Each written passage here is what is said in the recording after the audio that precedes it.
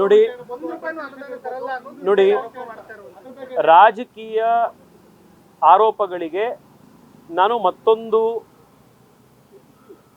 Press ಕಾನ್ಫರೆನ್ಸ್ನಲ್ಲಿ ವಿಸ್ತೃತವಾಗಿ ಅದಕ್ಕೆ ಉತ್ತರ ಕೊಡ್ತೀನಿ. ಬೆಂಗಳೂರು ಮೆಟ್ರೋಗೆ ನಮ್ಮ ಕಾಂಟ್ರಿಬ್ಯೂಷನ್ ಎಷ್ಟಿದೆ, ಯೆಲ್ಲೋ ಲೈನಲ್ಲಿ ನಮ್ಮ ಎಷ್ಟು ಕಾಂಟ್ರಿಬ್ಯೂಷನ್ ಇದೆ, ಬೆಂಗಳೂರಿನ ಸಬರ್ಬನ್ ರೈಲಿಗೆ ನಮ್ಮ ಎಷ್ಟು ಕಾಂಟ್ರಿಬ್ಯೂಷನ್ ಇದೆ, ಬೆಂಗಳೂರಿನ ರಸ್ತೆಗಳಿಗೆ ಕೇಂದ್ರ ಸರ್ಕಾರದಿಂದ ಎಷ್ಟು ಹಣ ಬಂದಿದೆ, ಇದನ್ನೆಲ್ಲ ಇನ್ನೊಂದು ಸಂದರ್ಭದಲ್ಲಿ ಭಾಳ ವಿಸ್ತೃತವಾಗಿ ಹೇಳೋಣಂತೆ. ಈ ಮೀಟಿಂಗು ಒಂದು ಕನ್ಸ್ಟ್ರಕ್ಟಿವ್ ಸ್ಪಿರಿಟಿಂದ ಮಾಡಬೇಕು ಅಂತ ಬಂದಿದ್ದು, ಅವರು ಅದೇ ಸ್ಪಿರಿಟ್ನಿಂದ ಈ ಮೀಟಿಂಗ್ ಮಾಡಿದ್ದಾರೆ. ಈಗ ಹೊರಗಡೆ ಬಂದಿದ ತಕ್ಷಣ ನೀವು ಕೇಳೋ ಪ್ರಶ್ನೆಗೆ ಉತ್ತರ ಕೊಟ್ಟು ಇದೆಲ್ಲ ಇನ್ಯಾವುದೋ ಡೈರೆಕ್ಷನ್ಗೆ ಹೋಗೋದು ಅವಶ್ಯಕತೆ ನನಗಿಲ್ಲ. ಆದರೆ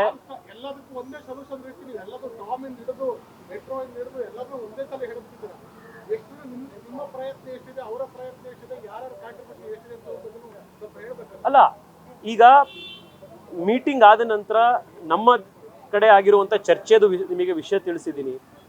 DCM ಅವರು ಅವರ ಅಭಿಪ್ರಾಯ ಏನಿದೆ ಅನ್ನೋದನ್ನು ತಿಳಿಸ್ತಾರೆ.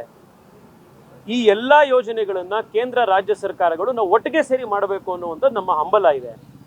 ಬೆಂಗಳೂರು ಜನಕ್ಕೆ ಒಟ್ಟಿನಲ್ಲಿ ಒಂದು ಒಳ್ಳೆ ಸೊಲ್ಯೂಷನ್ ಸಿಗಬೇಕು, ಬೆಂಗಳೂರಿನ ಟ್ರಾಫಿಕ್ ಸಮಸ್ಯೆಯನ್ನು ಬಗೆಹರಿಸೋದಕ್ಕೆ ನಾವೆಲ್ಲರೂ ಪ್ರಯತ್ನ ಮಾಡಬೇಕು ಅನ್ನುವಂಥದ್ದಿದೆ. ಇದಕ್ಕೆ ನಾವು ಯಾವ್ಯಾವುದು ಒಳ್ಳೇದಿದೆ ಅದಕ್ಕೆ ಸಹಕಾರ ಕೊಡ್ತೀವಿ ಅಂತ ಹೇಳಿ ಬಂದಿದ್ದೀವಿ. ನಾಳೆ ಅವರು ಯಾವ್ದು ಮಾಡ್ತಾರೆ, ಏನು ಮಾಡ್ತಾರೆ, ಯಾವುದನ್ನು ಬಿಡ್ತಾರೆ ಅನ್ನುವಂಥದ್ದು ಅವ್ರ ವಿವೇಚನೆಗೆ ಬಿಟ್ಟಿರುವಂಥದ್ದು. ಸರಿಯಾಗಿರೋದಕ್ಕೆ ಸಪೋರ್ಟ್ ಮಾಡ್ತೀವಿ, ಸರಿಗಿಲ್ಲ ಅಂದಿದ್ದಕ್ಕೆ ವಿರೋಧ ಮಾಡ್ತೀವಿ.